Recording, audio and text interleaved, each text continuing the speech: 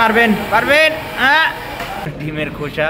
তো যাই হোক, ট্যাঙ্কিটা ক্লিন পাবেন এই সার্ভিসের ভিতরে। জিক্সার বাইক, তো এই বাইকের ফুল সার্ভিস করবো আমরা। তো ফার্স্টে বাইকের অবস্থাটা দেখাই। বাইকটা আসছে গাজীপুর থেকে। তো বাইকের অবস্থাটা বাজে অবস্থায় আছে, ভিতর সাইডগুলো বিশেষ করে কার্বোরেটরের অবস্থা ময়লায় পুরো পরিপূর্ণ।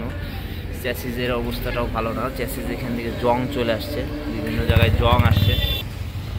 নাটবোল্টগুলো অনেক হার্ড ছিল। তো এই যে এই তালাগুলো অনেক সময় এরকম পার্মানেন্টভাবে রেখে দেন, এতে কিন্তু বাইকের ক্ষতি হয়। দেখেন জং চলে আসে লোহায়। তো ভিতরের বডির অবস্থাটাকে দেখাচ্ছি। চেন কভারের অবস্থাটা মোটামুটি ঠিকঠাকই আছে। আর ভিতরে যে ময়লাগুলো বসে থাকে, মেন হচ্ছে অনেক দিন সার্ভিস না করলে ময়লাগুলো হয় কি আটকায় যায়, নাট বল্টুগুলানে জং চলে আসে। তো পুরো বাইকটাই আমরা খুলছি, বডি পার্টসগুলো আলাদা করে রাখা আছে। ট্যাঙ্কির অবস্থাটাও ভালোই জং আসছে। তো কি কাজ পাচ্ছেন সাথে থাকবেন, আমরা দেখানোর চেষ্টা করব। আমরা অনেক ভিডিওই দিছি এর আগেও। ফার্স্টে পানি দিয়ে নিচ্ছি আমরা। প্রথমে একটা পানি ওয়াশ করে নিব, পানি ওয়াশ করে ময়লাগুলো সফট করে নিব। তো বাইকটায় অনেক ময়লা, জমা ময়লা আছে। তো পানি দিয়ে একটু দুর্বল করে নিব ময়লাগুলো, এক কথায় নরম করে নিব। এরপর আমরা লিকুইড দিয়ে কাজ শুরু করব। এখন আমরা লিকুইডটা দিব, লিকুইডটা দিয়ে মেন কাজই হচ্ছে এখন এই পরিষ্কারটা লিকুইডটা দেওয়ার পরে সুন্দর করে ঘষবো আমরা। এই ঘষাটাই হচ্ছে ওয়াশের মেন সাইড। লিকুইডটা দেওয়ার পরে আমরা এটা যেখানে যেখানে হাত যাওয়া সম্ভব সেখানে সেখানে ক্লিন করব। তো এই ক্লিনটা অনেক ইম্পর্টেন্ট। এই ক্লিনটা সবসময় করা সম্ভব হয় না। মেন হচ্ছে যখনই বাইকটা মাস্টার সার্ভিস করি আমরা, তখনই এইভাবে পুরো বাইকটা খুলে নেই। তো বডি পার্টসগুলো এখানে অলরেডি ভালো করে ধোয়া হয়ে গেছে, ধুয়ে এখানে শুকাইতে দিছি আমরা। আরও কিছু বাকি আছে, যে ছোট ছোট যে পার্টসগুলো থাকে এগুলো হাই ফোর্স দিয়ে ক্লিন করতে হয়। মেন হচ্ছে এই যে চেন সাইডের এই ছোটো ছোটো কাভারগুলো প্রচুর ময়লা জমে থাকে, এইগুলো সব আমরা ক্লিন করে দিই এই ওয়াশের মাধ্যমে। আর যেখানে এই বডিটা আমরা যথাযথভাবে চেষ্টা করি একদম নতুনের মতন করার।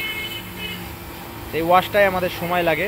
তো সাথে থাকবেন, আরও কী কাজ করি আমরা দেখাবো। ওয়াশের ভিডিওটা বেশি বড় করতেছি না, মেন হচ্ছে একটা ভিডিও 7 থেকে 8 মিনিটের ভিতরে কমপ্লিট করতে হবে, পুরো দেখানো সম্ভব হয় না।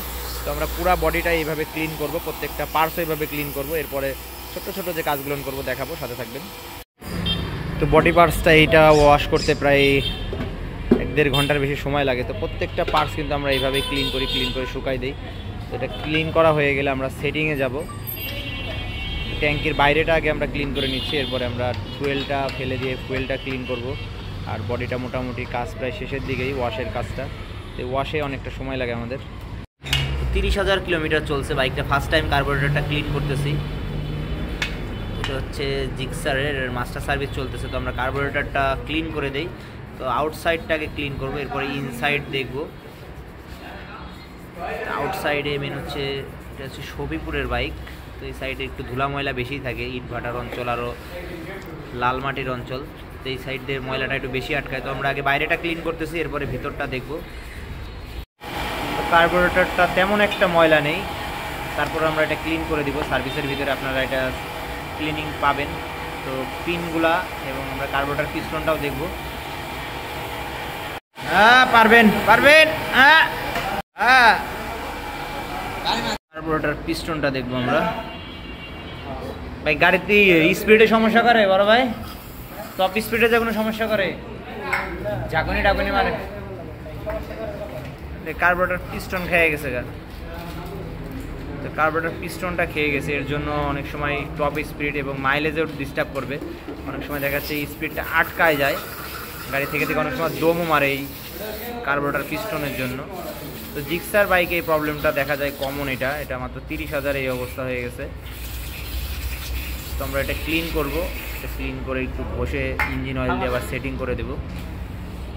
এক্সেলেটর কেবল, ক্লাস কেবল দুইটা আমরা ক্লিন করে দিব। আমরা এর ভিডিও অনেক আগেই দিছি, অনেক ভিডিও দেখছেন আপনারা, তো ভিডিওটা ওইভাবে বড় করতেছি না। তো এক্সেলেটর কেবল, ক্লাস কেবল দুইটাই ক্লিনিং পাবেন। আর এই গ্রিপ সাইডটা আমরা ক্লিন করে দেই। তো টোটাল দুইটা কেবল এবং গ্রিপ এই সাইডটা ক্লিন পাবেন। আর সাথে থাকবেন, আরও কিছু কাজ করবো আমরা, যে কাজগুলো করবো দেখাবো, সাথে থাকবেন। ক্লিন করার পর আমরা নতুন ইঞ্জিন অয়েল দিয়ে দেই এখানে, যাতে জিনিসটা স্মুথ হয়, জায়গাটা অনেকটা স্মুথ হবে। এবং কেবলের ভিতরেও আমরা ইঞ্জিন অয়েল দিয়ে দেই। ফুয়েল ট্যাঙ্কিটা ক্লিন করে দিব আমরা এই সার্ভিসের ভিতরে। তো ট্যাঙ্কিতে একটু ময়লা থাকবেই, পানিও আছে দেখা যাচ্ছে, তো আমরা একটু ভালো করে ঝাঁকাই নিয়ে ফেলে পুরাটা স্থির হলে দেখাবো। তো ফুয়েল ট্যাঙ্কিটা মাঝে মধ্যে ক্লিন করবেন। তেল পানি ট্যাঙ্কিতে পানি আছে আর একটু ময়লা আছে, তো জিক্সার বাইকে এটা স্বাভাবিক। তো আমরা স্থির হলে দেখাচ্ছি। আর দিয়ে না ভাই, পানি ঢুক দেখি। চোখের মতন এটা তো অনেকটাই কম আছে, ভাইয়ের কথা অনুযায়ী আরও বেশি হওয়ার কথা ছিল। ডিমের খোসা। তো যাই হোক, ট্যাঙ্কিটা ক্লিন পাবেন এই সার্ভিসের ভিতরে। ফ্রন্টের ক্যালিপারটা আমরা ক্লিন করে দেবো, তো এর ভিতরে মনে হচ্ছে মাকড়সায় বাসা বাঁধছে, এটা ক্লিন করে দেবো। ব্রেক প্যাডটা দেখি কৃষ্ণ, ব্রেক প্যাডটা মোটামুটি ভালো আছে, এখানে হালকা পাতলা খেয়ে গেছে, একটু চাপ পড়ছে হয়তো। এটা আমরা ঘষা দিব, ঘষা দিয়ে ভিতরটা ক্লিন করে ইনস্টল করে দেব। এই বুট রাবারটা কি অবস্থা? রাবারটা ফুলে গেছে। এই রাবারগুলোন যদি এরকম নরম হয়ে যায়, এক কথায় টেম্পার চলে যায়, এই রাবারগুলোন কিন্তু চেঞ্জ করে নিতে হবে, মানে ব্রেকটা সঠিক পাবেন না। এই রাবারগুলোন একদম দুর্বল হয়ে গেছে, তো রাবারটা চেঞ্জ করে দেব। তো পিছনের ক্যালিপারটাও সেম একইভাবে আমরা ক্লিন করে ইনস্টল করে দেব।